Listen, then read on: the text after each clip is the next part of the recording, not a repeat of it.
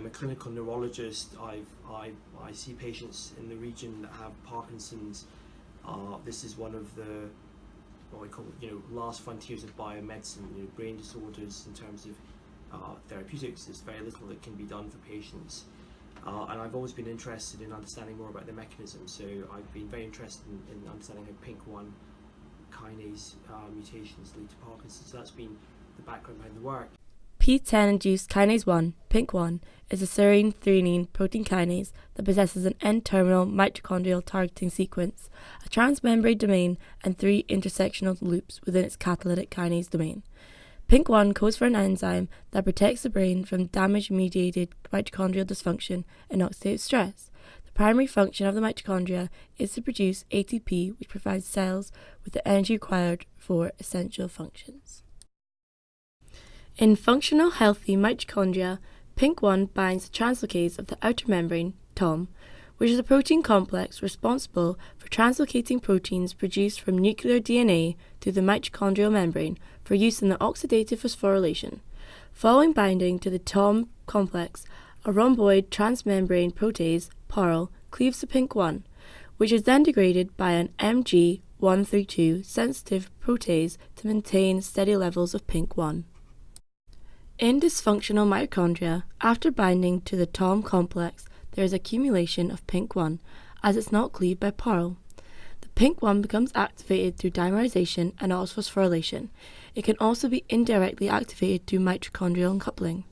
When activated, PINK1 phosphorylates a ligase called parkin and ubiquitin, which then stimulates parkin recruitment to the mitochondria. Once at the mitochondria, parkin attaches ubiquitin to substrates on the outer membrane, which triggers degradation of damaged mitochondria, e.g. mitophagy. The majority of mutations in PINK1 impair its kinase activity and prevent the initiation of mitophagy in dysfunctional mitochondria.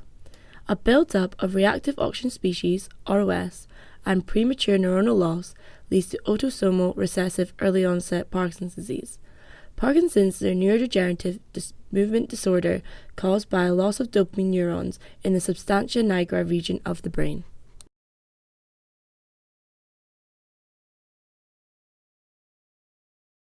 We showed that this drug, which had been previously discovered to be an anti-Helminth drug, because it was used to treat Helminth infections, could in vitro, in cellular assays, activate the PINK1 kinase, which is involved in Parkinson's.